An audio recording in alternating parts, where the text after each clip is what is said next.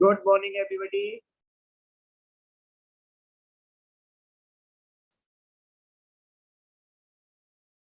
Good morning sir. अच्छा, कल मैंने आप लोगों को जो टॉपिक पढ़ाया था, आज पूरे चैप्टर को, पूरे टॉपिक को रिवाइज कर रहा हूं मैं। ठीक है बेटा? Okay sir. पूरा एज इट इज रिवाइज कर रहा हूं। नोटबुक अपने सामने रखो, जो समझ में नहीं आए पूछ लेना। कल आपने प्रैक्टिस की थी इलेक्ट्रॉनिक कॉन्फ़िगरेशन की? Yes sir. Very good. देखो, अब मैं वही कल वाले टॉपिक को रिपीट कर रहा हूं, सब ध्यान रखें। हेडिंग लिखिए आप लोग, फैक्टर्स अफेक्टिंग एटॉमिक रेडियस।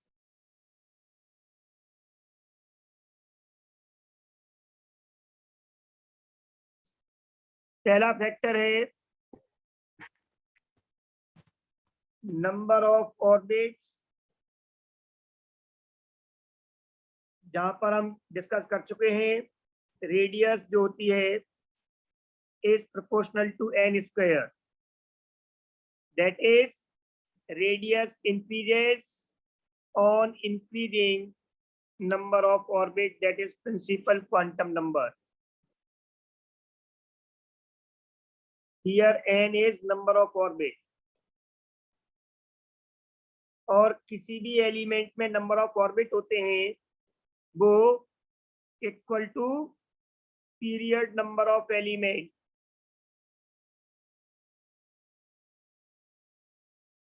वो उसके पीरियड के बराबर होते हैं।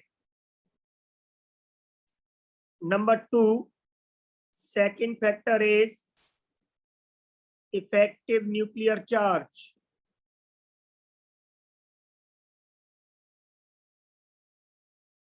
ZEFF, यहां बताया मैंने आपको, और वो ये है कि radius decreases on increasing effective nuclear charge. क्यों? रीजन लिख सकते हो, due to contraction of orbits. जब अट्रैक्शन बढ़ेगा न्यूक्लियस का, इफेक्टिव न्यूक्लियर चार्ज, तो ऑर्बिट्स कॉन्ट्रैक्ट हो जाते हैं, न्यूक्लियस की तरफ पहुंच जाएंगे। Number 3 is screening effect.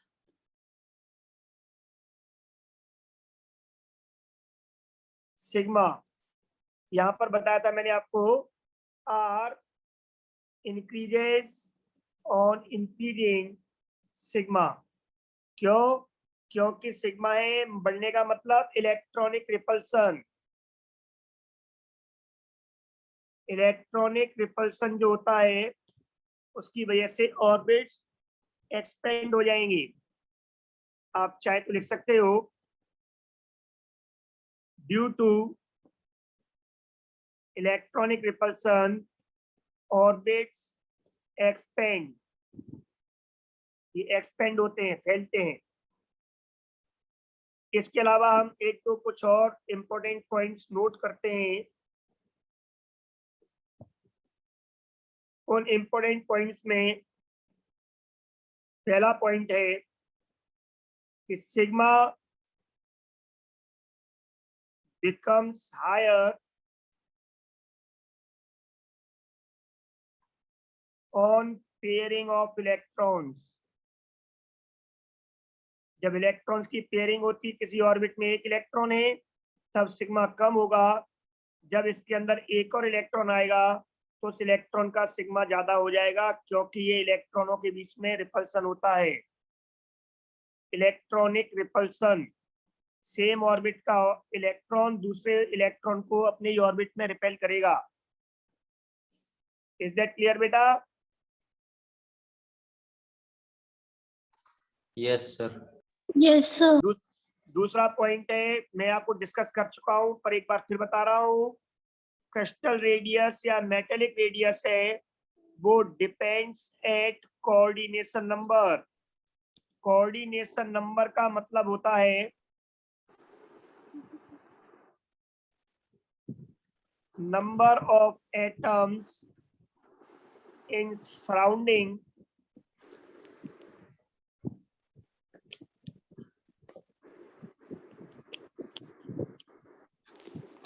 में कितने एटम्स हैं।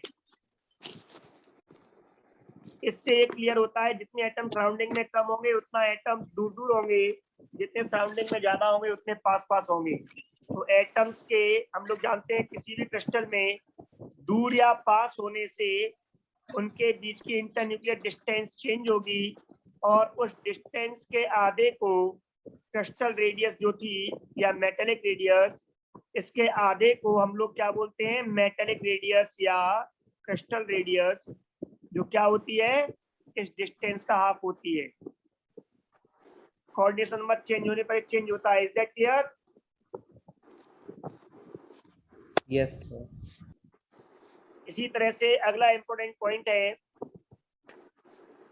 थर्ड, कि जो सिग्मा होता है वो किस बात पे डिपेंड करता है, वो मैंने बताया था सिग्मा ऑफ n-1d और n-2f electrons is very poor on valence electrons। Valence electron से मतलब है आउटर मोस्ट ऑर्बिट के इलेक्ट्रॉन n, s और np। आउटर मोस्ट ऑर्बिट में इलेक्ट्रॉन या तो p सबसेल में होते हैं, s में होते हैं। उन इलेक्ट्रॉन पर n-1d या उसके अंदर वाले जो f के इलेक्ट्रॉन है n-2f के इलेक्ट्रॉन, वे उसे सील्ड नहीं कर पाते, रोक नहीं पाते। जब रोक नहीं पाएंगे तो क्या होगा, इफेक्टिव न्यूक्लियर चार्ज बढ़ जाएगा। Is that clear? तो ऐसा क्या होता है, इस बात को आपको और समझ लें, एक बार मैं अलग तरीके से लिखवा रहा हूं अब आपको। ऐसा होने की वजह क्या है, बिकॉज n-1d और n-2f electrons are farther than ns और np electrons।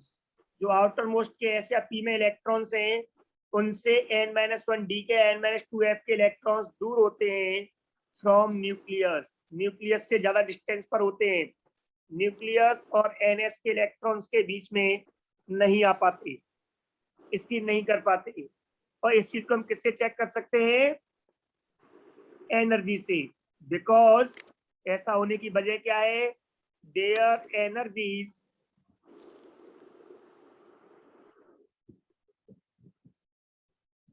इन इलेक्ट्रॉन्स की एनर्जी क्या होती है बेटा, आर हायर, ज्यादा होती हैं। ब्रैकेट में लिख देता हूं मैं आपके सामने, कैन बी कैलकुलेटेड या कैन बी आइडेंटिफाइड, हम इन एनर्जी को आइडेंटिफाई कर सकते हैं बाय n+l रूल। याद आ रहा है आपको?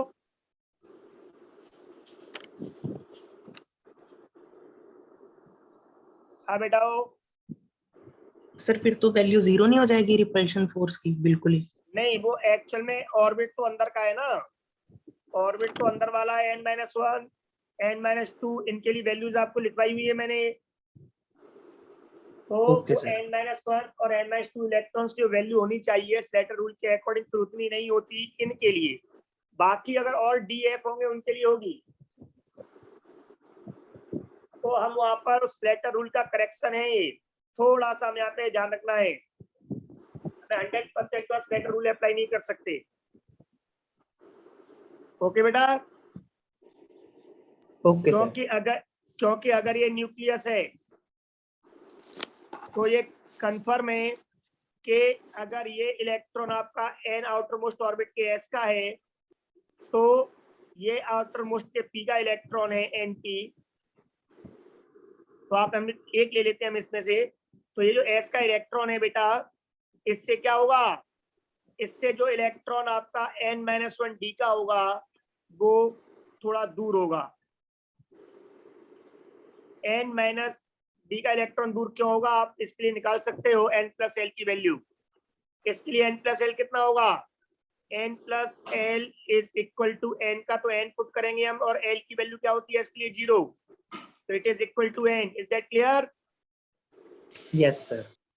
और यहाँ पे अगर मैं n प्लस एल की वैल्यू पुट करता हूँ तो n की जगह पे क्या आ जाएगा, n माइनस 1 प्लस d की जगह पे क्या आ जाएगा, l की वैल्यू कितनी होती है 2, तो टोटल कितना हुआ n प्लस 1. तो n प्लस 1 और इसके लिए n, हमने देखा कि n प्लस एल की वैल्यू जो है वो ns के लिए n आ रही है और n माइनस डी के लिए n प्लस 1 आ रही, ज्यादा आ रही है. एनर्जी ज्यादा मीन्स न्यूक्लियस से डिस्टेंस ज्यादा है इसकी. Is that clear?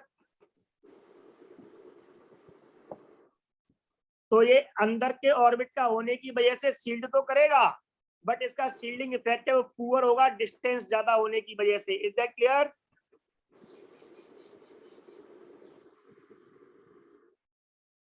Is that clear बेटा? Very good. तो हम यहाँ पर इस चीज को लिख सकते हैं अपनी लैंग्वेज में. क्या लिख सकते हैं? Hence effective nuclear charge gets increased, ये बढ़ जाता है, और इसकी वजह से क्या होगा, which causes contraction in orbits,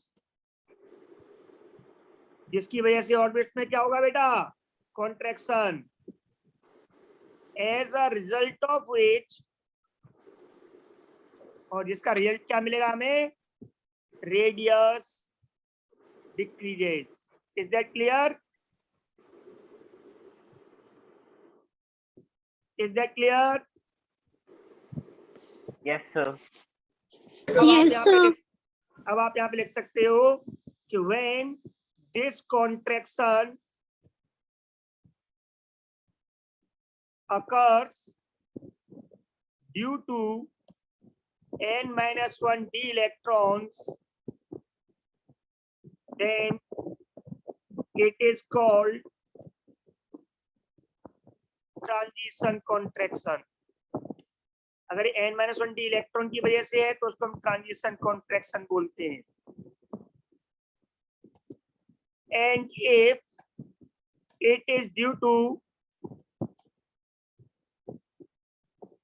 n minus 2f electrons, then it is called lengthenoid contraction. अगर ये आपका क्या हुआ, n minus 2f 4f हुआ तो वो लेंथेनॉइड होंगे, और अगर n minus 2 है वो 5f हुआ तो एक्टिनॉइड्स होंगे. तो हम उसे लेंथेनॉइड एंड एक्टिनॉइड कॉन्ट्रैक्शन दो बोलेंगे. Is that clear?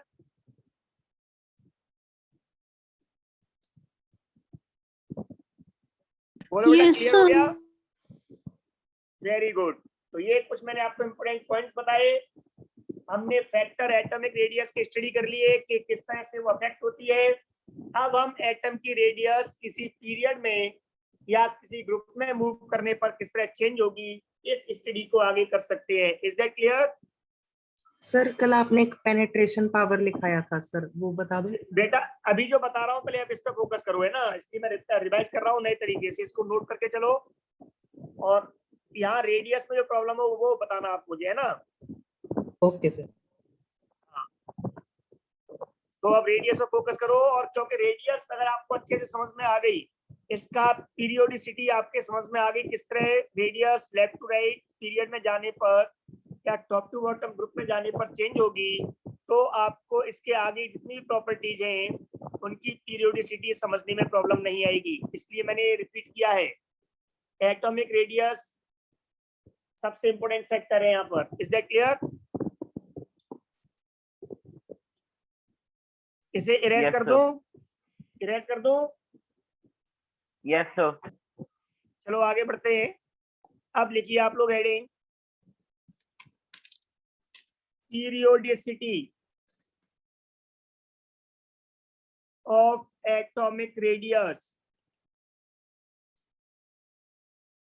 Atomic radius की पीरियोडिसिटी में कल की तरह से हम सबसे पहले पढ़ेंगे इन अ पीरियड.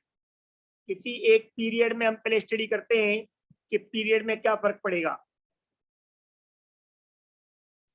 तो यहां पर हम इसको 3 पॉइंट्स में स्टडी करेंगे। सबसे पहले on moving left to right,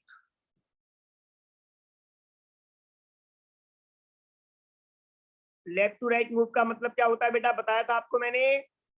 और विद द इंक्रीज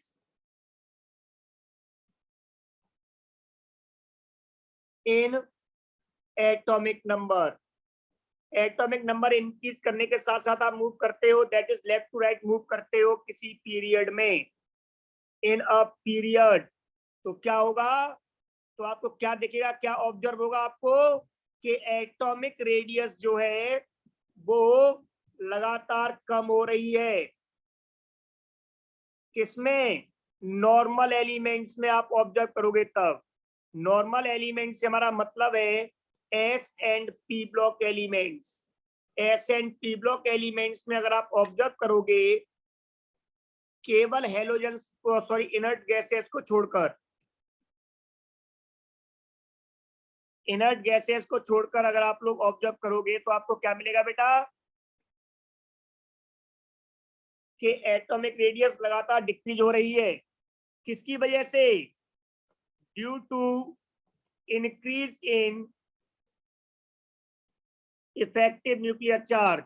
और ये आप लोग स्लेटर रूल से कैलकुलेट करके चेक कर सकते हो कि बढ़ता है। मेन प्रॉब्लम ये है कि हम इनर्ट गैस क्यों नहीं ले रहे हैं, क्योंकि ये मोनो एटॉमिक होती हैं, मॉलिक्यूल्स नहीं बनाती हैं, इनकी बॉन्ड वॉल रेडियस मेजर की जाती है और बॉन्ड वॉल रेडियस को हमें कोवलेंट या मेटेलिक रेडियस से कंपेयर नहीं करना चाहिए, क्योंकि बहुत ज्यादा डिफरेंट होती है, एक्चुअल रेडियस से बहुत ज्यादा होती है। Is that clear, is that clear Yes, बेटा? sir. Very good. Yes, sir. Yes, sir. हाँ, अब हम इसके आगे बात करते हैं नंबर 2, सेकंड पॉइंट। इस पे आप ध्यान दें कि on moving left to right in a transition series,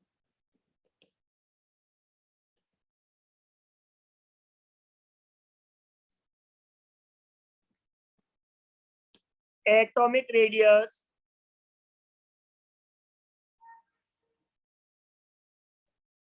first decreases up to almost fifth element of series। अब मैं इसको मिड के बजाय एलिमेंट का नाम ही दे रहा हूं, फिफ्थ या फोर्थ एलिमेंट तक भी हो सकता है कभी कभी, इसलिए मैंने ऑलमोस्ट लगाया है। फिफ्थ एलिमेंट ऑफ सीरीज तक एटॉमिक रेडियस पहले क्या होती है, डिक्रीज होती है। क्यों, due to increase in effective nuclear charge. But after fifth element pairing of electrons starts। कल बता दिया था पेयरिंग स्टार्ट होगी बेटा इलेक्ट्रॉन्स की। डी में 5 तक तो एक एक इलेक्ट्रॉन आएगा, 6th इलेक्ट्रॉन अब पेयर करेगा। Yes, sir. जब ये पेयरिंग स्टार्ट होगी तो उससे क्या होगा, which increases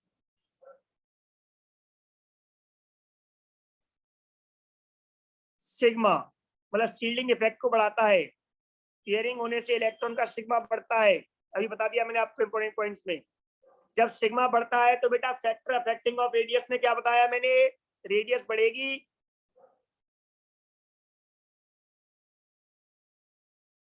बेटा सिग्मा बढ़ने से रेडियस बढ़ती है, रिपल्सन से इलेक्ट्रॉन से ऑर्बिट एक्सपेंड होंगे।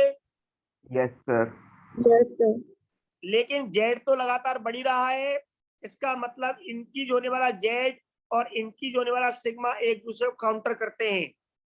जब काउंटर करेंगे तो नेट इफेक्ट 0 हो जाएगा और रेडियस जो है आगे के एलिमेंट्स की ऑलमोस्ट वही रहेगी जो पहले थी। ऑलमोस्ट क्यों कह रहा हूं, थोड़ा बहुत सिग्मा ज्यादा होने पर वो थोड़ी बहुत बढ़ सकती है, तो आप ये लिख सकते हो। सो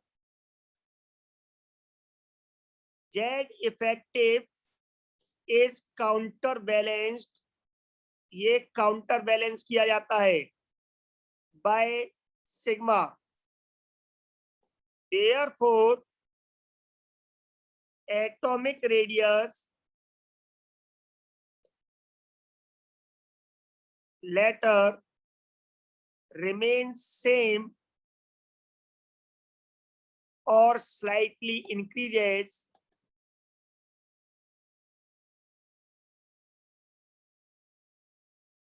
till end of the series। इस ट्रांजिशन सीरीज के एंड तक या तो वो सेम रहती है, थोड़ी बहुत बढ़ती है। बट यहाँ पे एक बात जरूर याद रखें, जो रेडियस है इनकी, रेडियस ऑफ ट्रांजिशन मेटल्स या डी ब्लॉक एलिमेंट लिख देता हूं मैं, D block elements is less than S block but more than P block। Is that clear बेटा? दोनों के बीच में आता है, बीच में होगी radius. Any problem? No, sir. No, sir. Very good, अब क्लियर हो गया।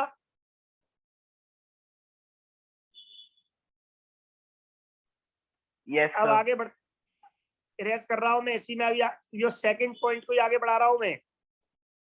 मतलब ये हुआ कि डी ब्लॉक मेटल्स जो है, इनके लिए अगर मैं रेडियस को कर्व से शो करना चाहूं तो एटॉमिक नंबर और रेडियस के साथ, एटॉमिक रेडियस के साथ अगर मैं कर्व ड्रॉ करूं तो this curve should be like this. Is that clear?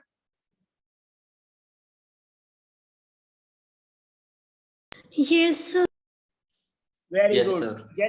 जैसे मैं यहाँ पर अब एग्जांपल थोड़ा देना चाहूँ पहली सीरीज के लिए, तो दिस वन इज स्कैंडियम, और आगे बढ़ने पर ऐसे कम होता जाएगा।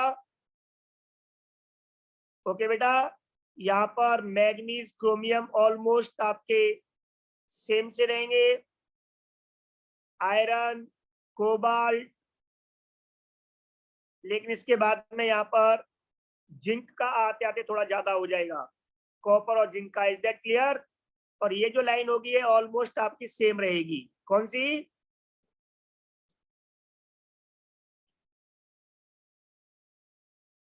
ओके बेटा? Yes, sir. Yes, sir. Very good. तो कहीं मिड ऑफ द सीरीज तक फोर्थ एलिमेंट भी हो सकता है, फिफ्थ भी हो सकता है, वहां तक डिक्रीज हुई, उसके बाद में ऑलमोस्ट सेम, और उसका थोड़ी सी बढ़ जाएगी। इस तरह से आप कर्व बनाओगे किसी भी सीरीज के लिए, डी ब्लॉक सीरीज के लिए। ये मैंने आपकी पहली सीरीज बनाई है, it is first transition series. First transition series मतलब डी ब्लॉक के पहले एलिमेंट्स जो स्कैंडियम से स्टार्ट होकर जिंक तक जाते हैं, उनके लिए। अगर इसको सेकंड के लिए बनाओगे तो बिल्कुल सेम ऐसे ही बनेगी, थर्ड के लिए भी, फोर्थ के लिए भी। Is that clear? Yes, sir. तो इससे क्लियर हो गया। अब ये अलग से हम एक्स्ट्रा पॉइंट्स लिख रहे हैं कि smallest atom of a period, वो क्या होगा बेटा? उसी पीरियड की एल्कली मेटल, वो सॉरी हेलोजन, क्या होगी? हेलोजन। और लार्जेस्ट एटम क्या होगा किसी भी पीरियड का बेटा? Alkali metal. Alkali metal. Very good. यहाँ पर एक बात स्पेशली याद रखनी है आपको, atomic radius of inert gases should not be compared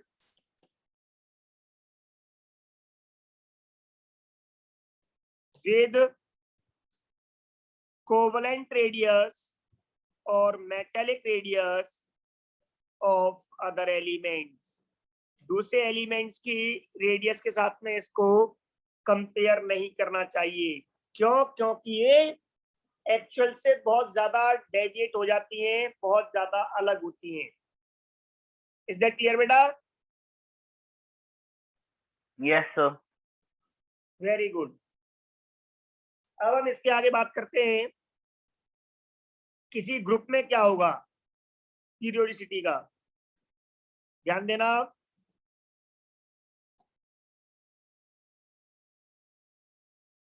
in a group. तो बेटा जैसा मैंने आपको बताया कल, atomic radius increases on moving with increase in atomic number or from top to bottom in a group due to increase in number of orbits.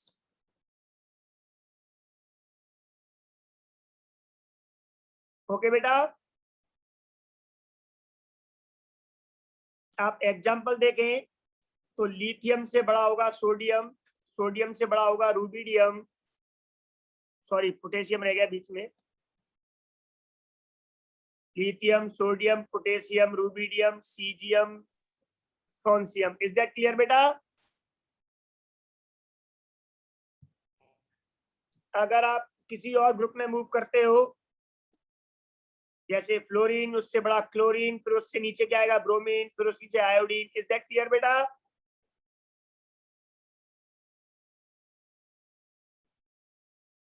Yes, sir. Yes, sir. Very good. But यहाँ पे कुछ बातें आपको अलग से याद रखनी है। But in group 13 that is boron family, इस बोरॉन फैमिली में ऑर्डर क्या होता है बताया था मैंने आपको, फिर एक बार लिख देते हैं हम। बोरॉन से एल्यूमिनियम ज्यादा होगा, but aluminium gallium almost same, and then indium ज्यादा होगा, and then thallium and indium almost same. अगर कोई आपसे पूछ ले कि गैलियम का साइज बढ़ने के बजाय कम क्यों हो गया है, तो यहाँ पे आप जवाब दे दोगे due to actinoid contraction, sorry transition contraction. और ट्रांजिशन कॉन्ट्रैक्शन क्या होता है अब हम उसको पढ़ चुके हैं। Is that clear? Yes, sir. Yes, sir. क्योंकि एल्यूमिनियम और गैलियम के बीच में पहली ट्रांजिशन सीरीज आ जाएगी, वो मैं आपको यहाँ पे नोट करके बता देता हूँ।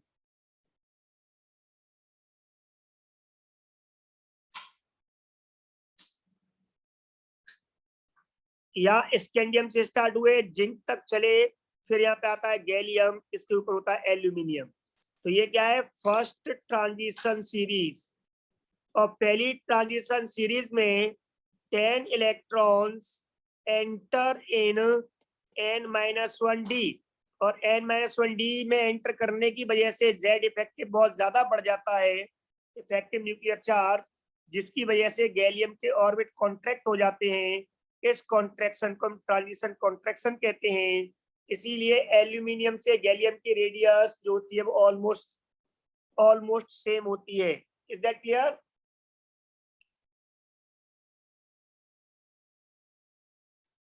ओके बेटा? Yes, sir.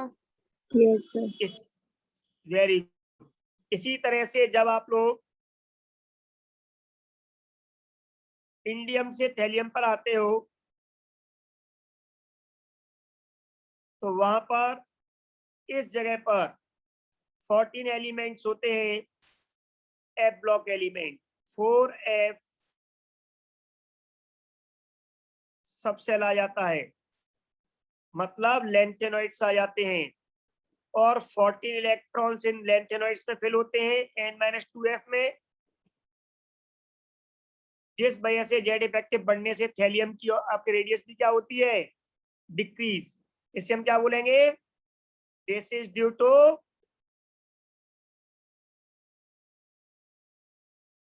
lengthenoid contraction. Is that clear?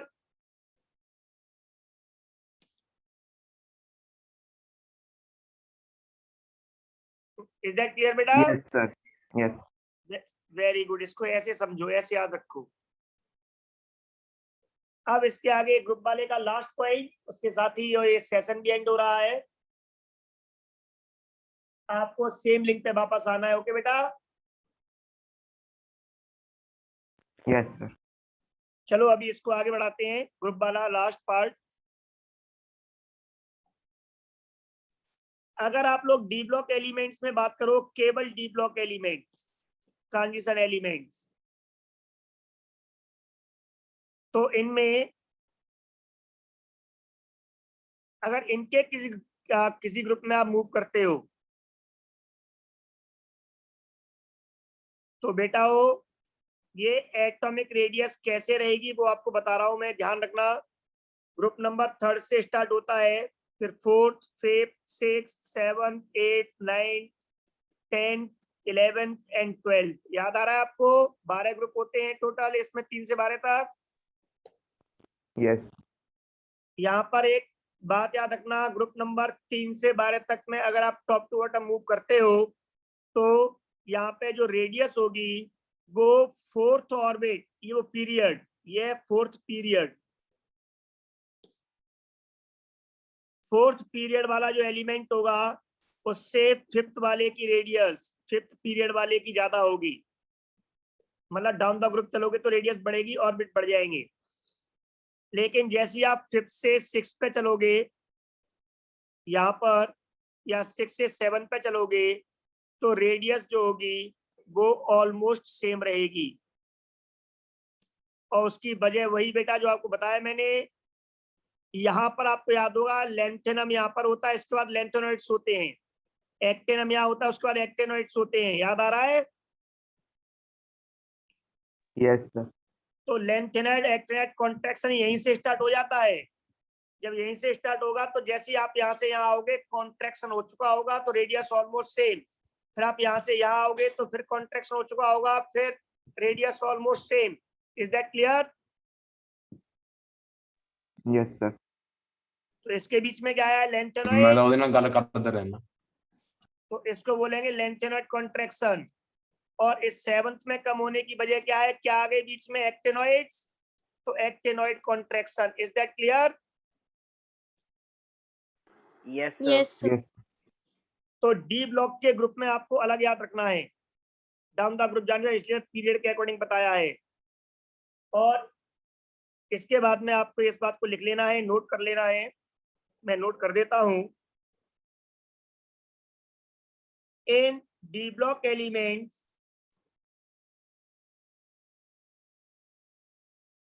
Radius almost same for all elements. सारे एलिमेंट्स की रेडियस है वो ऑलमोस्ट सेम होती है, सेम तो नहीं पर ऑलमोस्ट सेम।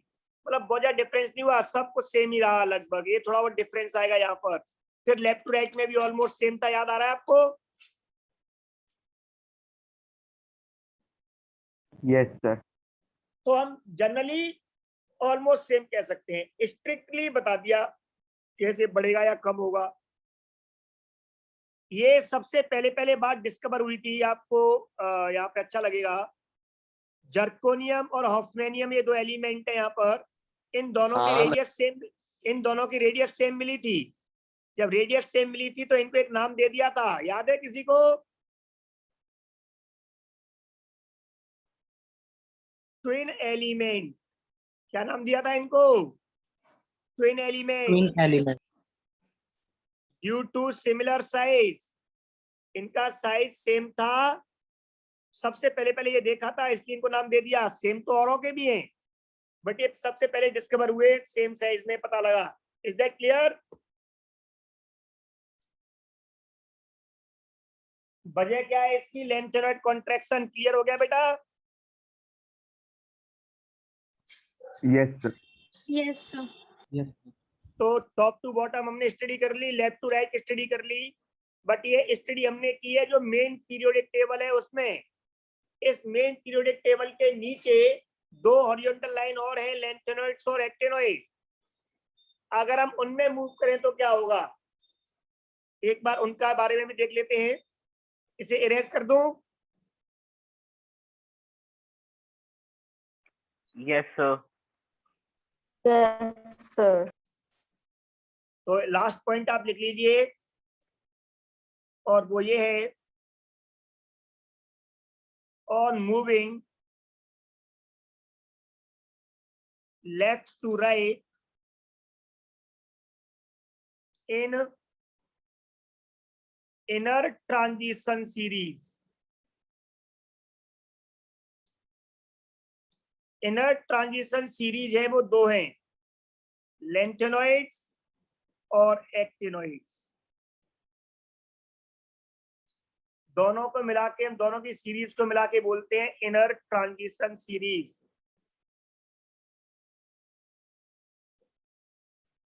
दोनों में क्या होगा? रेडियस, that is atomic radius, decreases,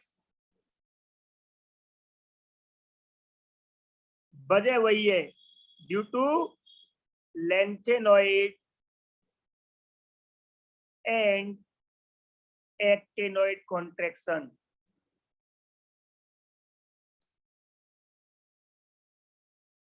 okay बेटा? Yes. लेकिन बहुत ज्यादा अंतर नहीं आता है। ये सेशन आपका कंप्लीट हुआ।